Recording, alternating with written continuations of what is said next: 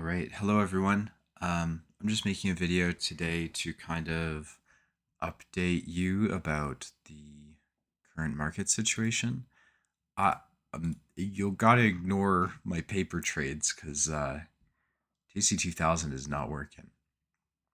But maybe if I move my stop loss to here, it'll work. I'm unable to close my GLW short right now, um, which is really, really frustrating. It is what it is. Um, I wanted to give you an update on like what's been happening in the market, where my positioning is, what my trades have been, and so on. So, um, I have been.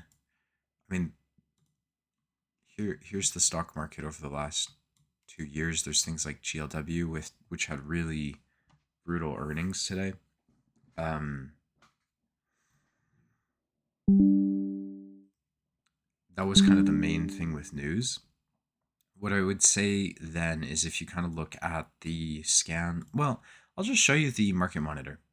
So today a lot happened. We went from 15 stocks down 20% over the last week to 103. And then we had similar crazy moves. Yesterday we had 44 stocks down 33%. Now it's 131. So these numbers are approaching what I would expect to be a reversal territory.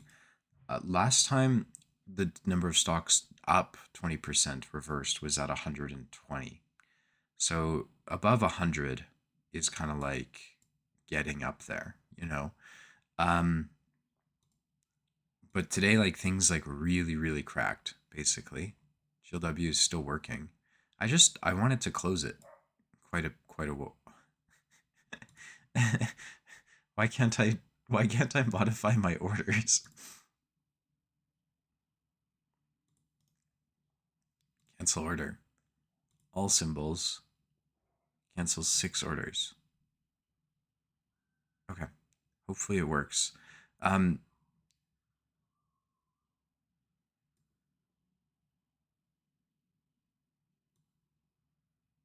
yeah, I mean, they're still live. Okay. Anyways, the point being, this thing was in play. The market started breaking down. I've had some trouble, but I wanted to explain. I mean, I've had some trouble here lately. I found the markets pretty confusing, but I can pretty coherently tell you exactly what's going on. So, if we look at the, I have a 5 minute breadth project here.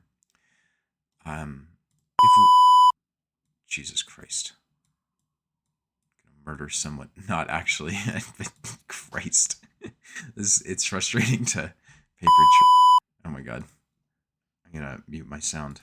It's gonna keep happening. So, if we look at like the stocks that are like here are some stocks that I'm watching, right? There's AOI, there's BE, which I'm currently short. Uh there's FPS, GLW, which I'm currently short, Intel, LRCX, and so on. These are kind of the main stocks at the moment that people trade. If we sort them by volume, just to get a picture of the market,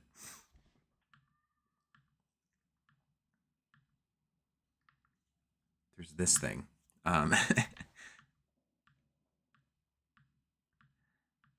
So when you flip through stocks, I wanted to, I guess I should make this a point because I did record this in a video that I never uploaded or made public at least.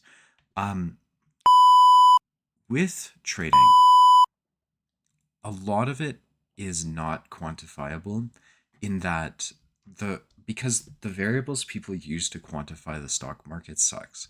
So, for example, if you backtest pullbacks from highs of 57%, it's a very lazy way of estimating how far something has pulled back.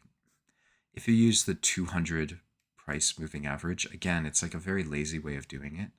When you measure a pullback, you really need to measure it with respect to the stock. So you don't want to measure how far something has pulled back from its highs because the highs are actually here, you know. Uh, what's more relevant when you're making a trading measurement is the most recent leg or the however you define it. And you're going to want to not define it by the highs. You kind of want to define it from the middle of the range or the start of the move or the highest volume that starts the move would be another way of doing it. There has to be context added because all of these things like close to close, everyone has already back tested them, and often they're not actually representative statistics of what's going on. So I can give you a really clear example. On this day here, the whole market had a breadth thrust. Now, if you use Stockbee's market monitor, it would tell you that nothing happened. In fact, the market was down because that's close to close. On a day where you're down 1, 2, 3 days in a row, and then you gap and the whole market goes green, it's a green breadth thrust, even though it's down on the day. And you can very clearly, like, this is obviously day one of a move, probably, right? If you were here and you had an inside day and then you break down like this, the correct way to measure the momentum is essentially from here to here. It's down 15%, or you could do C by C1. But really what I would say, it's from the open to the close, because the open, in this case, matches with the middle of this range, right? That's going to be the most reliable way of measuring kind of where you want your stop loss and things like that if you want a wide stop. It's the same thing here. Look, you're down 3 days in a row, gap down, green day. This is a breadth thrust, even though close to close there's zero change. So being aware of that is really important. This is another breadth thrust where close to close would be appropriate, right? Here's another one where close to close would be appropriate. Here's another where close to close you'd get a valid, if you're looking at Stockbee's market monitor, it would probably show a lot of stocks up 4% on the day. And so you see, like, it's not always valid, basically. You have to really add context to your moves. Or be aware of what's going on. So when you're doing SA, you really want to like summarize, like, is this extended? Is it a setup? Is it bullish pattern, etc., etc., using your eyes, and then you want to record what your judgment is. You don't want to measure everything as lazily as possible. You really need to use your judgment. Use your first instinct, but at this point, I would tell you the stock is down 4 days in a row. For example, it's not really there's no analysis. Even though there are 4 red days, it's technically down 5 days in a row. You just judge it. It's down 4 days in a row. So when you hear great traders say, "Oh yeah, I love, say, the 3 day reversal," they don't literally mean 3 green days and then a red day, because that would be here. There are 3 green days here, and there's no reversal at all. In fact, it breaks out. That's because no progress was made over those 3 days. They don't even necessarily mean 3 green days that close higher than the prior day's high, but that's closer to the reality of the situation. Right? There's all sorts of context. So I just wanted to make that point. At this point, it's clear we're not down 5 days in a row. We're down closer to 3 days in a row, and the market is beginning to be extended to the downside. My trade in Bravo Echo is working really well, which I'm proud of. But I want you to keep that in mind. So see, like, Intel MU is down 3 days in a row. I would also say Intel is technically down 5, but I would describe it as 3 days in a row.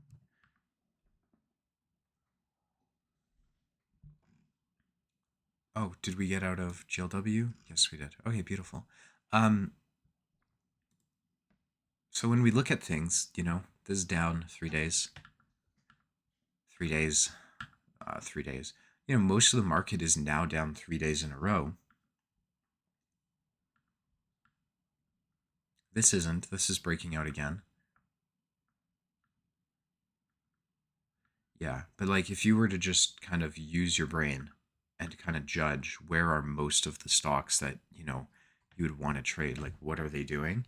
The market is currently down 3 days in a row, except for maybe Dell. I could see, but most of the things, if you just flip through the top 10 by volume, are down quite a bit. So that gives us like quite a bit of context, basically. Um, we know, yeah, that's basically it. So do you want to take swings here? No. If we gap down tomorrow, there's probably going to be a bounce, right? You want to trade the open range break on that bounce, but at the moment, that's kind of the situation. Now, going into this market, I wanted to talk about the things that worked the best and what didn't. So, if we look at the Stock B market monitor, I'll show you my market monitor and summarize. Stock B's market monitor has just become red if you look at the stocks down on a quarter.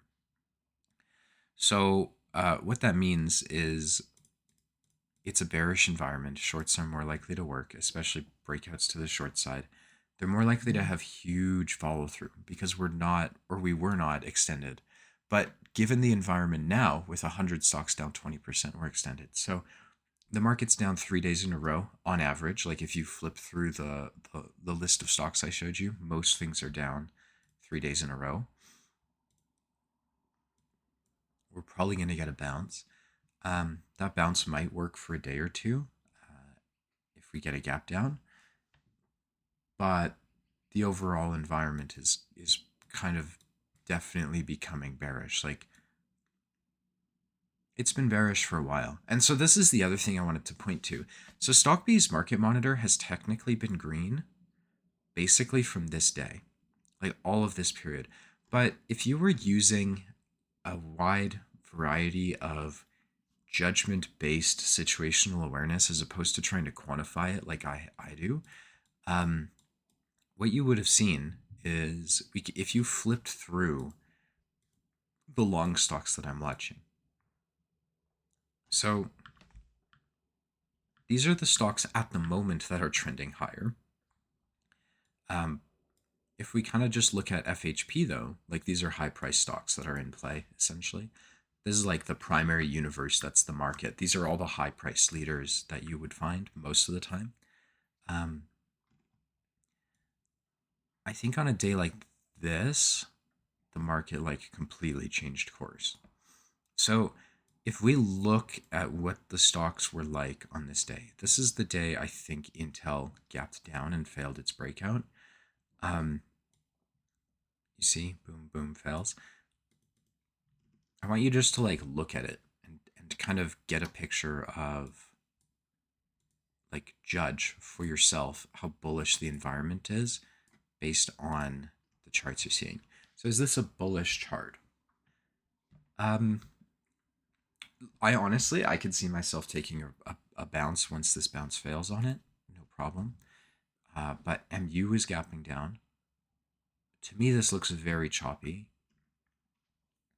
And Marvel, again, I think it looks quite choppy here. It's kind of failed its breakout at this point, especially if Marvel fails to gap up, which it does.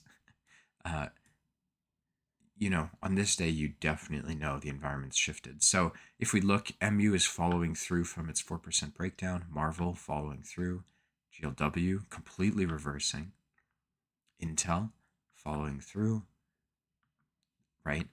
And so at this point, if you and this is just these are like one day of things. If you kind of look at the overall picture, this shouldn't be happening like this, right? This is where the environment like permanently changed for the whole stock market. So let's keep going. You can see these things have fallen through to their 50, and obviously there's a bounce set up on the 50. But what I'm saying is like at this point, if the leaders are down here, I would generally not expect, this 50 bounce to, it could go to 300, but I wouldn't expect it to continue for months further.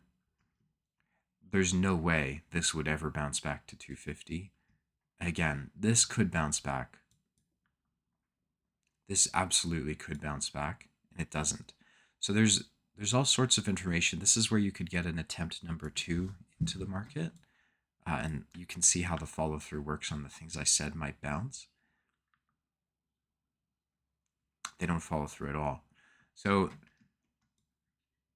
I think on June 2nd, you had to stop taking any sort of open range breaks long until you get like this gap down here. Then once that happens, and the move only lasts 2 days, it's over. Like the market is dead. And so that's kind of what has happened here. Um, and you see, like, over the course of the month of June, this is what BE looked like, you know, when once this bounces over, it's often dead for a while. And things have just been kind of falling apart. So, yeah, my short on BE, I did enter here, but I put a tight stop on it. It just barely didn't stop me out.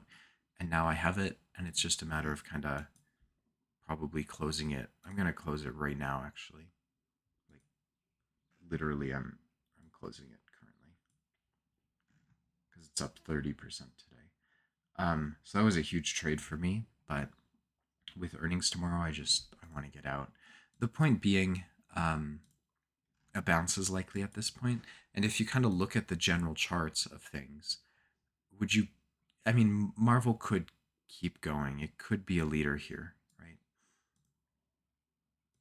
Sorry, Micron. It's not like horribly breaking down anymore, but Marvel is horribly breaking down, right? GLW, like this is a permanent shift in what the current leading stocks are doing. Intel, I mean, it could be fine. And this, I think it could be okay. Like it's these big names will probably bounce off their 200. AOI, 3 days into the 200. This thing has earnings tomorrow, 3 days down into the 200. Something like ASTS, you know, this is like permanently probably dead for a while. I want to see what the bearish ETF looks like. I mean, it's just got a green day, basically. I don't think this is necessarily a breakout. But I did think things like, I did take FNGD today. I don't know if I'm still in it. I'm still in it. But like, for example, it's breaking out. So I put a really tight stop.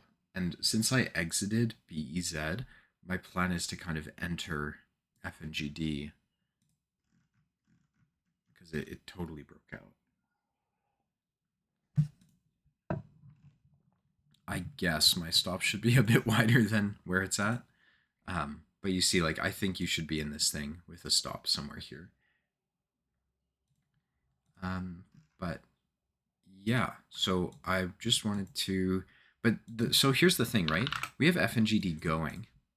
I wanted to put some context here. Here's TZA.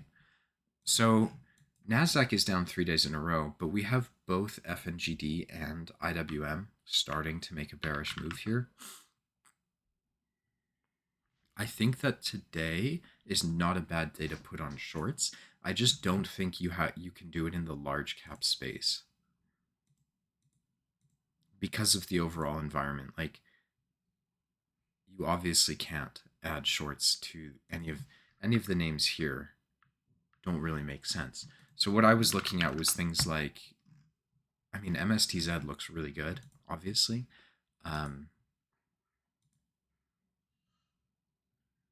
Yeah, very, very tight 2 hour chart. It just needs like one piece of news and it might go.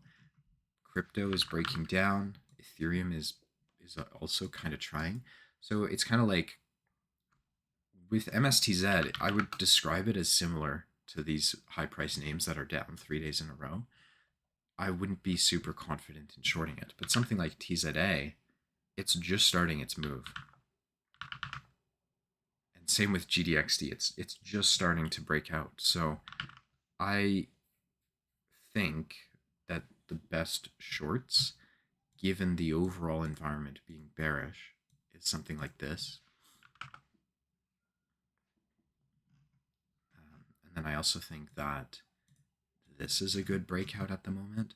These aren't things to buy intraday, but the point is that you see how it puts in a very tight range and breaks out. I think it's an okay position to short it, kind of like this, right? You would just need immediate follow through, basically.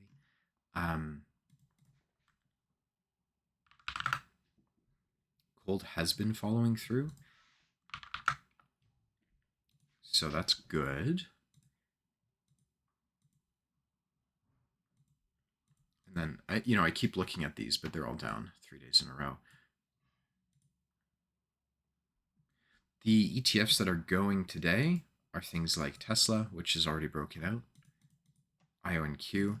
Like, I think you could do IONQ here off the 10, but I think the best one with like the lowest risk is probably in this dust thing, or GDXD. But that's it. So basically I wanted to like try to explain the holistic-ish approach, where the market is at currently.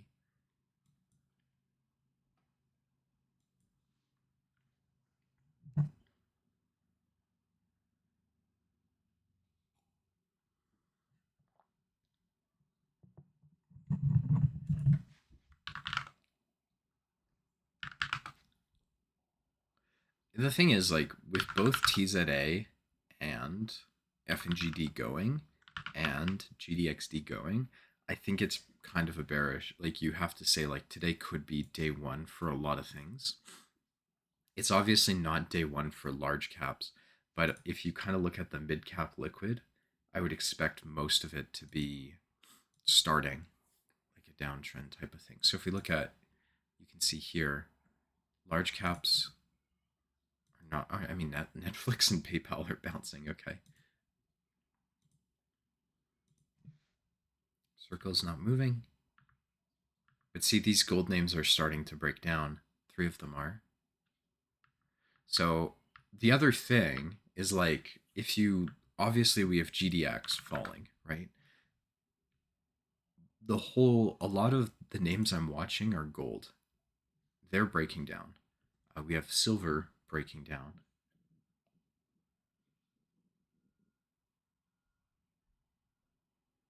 So it feels like the environment for gold and silver are the best.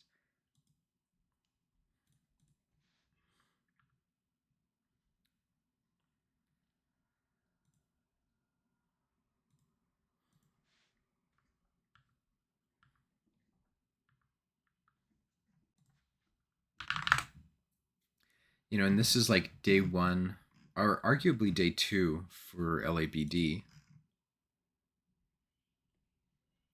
So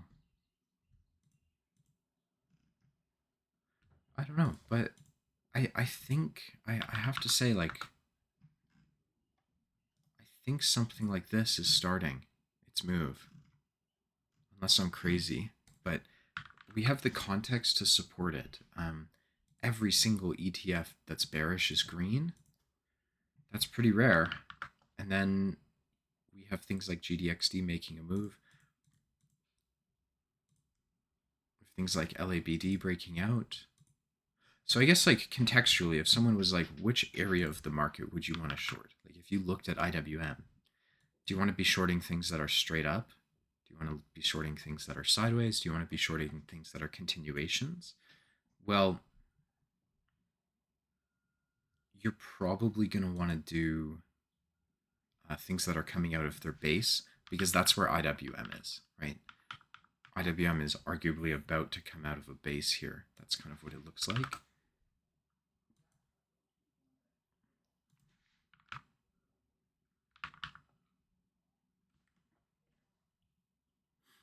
If I had to choose, I think LABD is kind of the best of both worlds, but it's one of the least linear charts that you can find right now. It looks really choppy.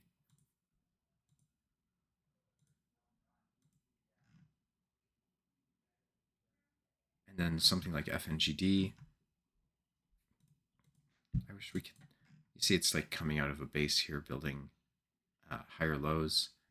it's a bit of a continuation setup, and that's the problem. It's very close to the large cap space. So even if it's starting a move today, like starting, I think yesterday was day one, um, I would be more inclined to do the TZA, GDXD, so ZSL. And the main thing here is that the whole market is going. So this is a very rare event. And if it stays like this at close, I will take those trades, like probably the lower risk ones like TZA. And probably gold. So yeah, that's the video. Thanks for watching. Bye.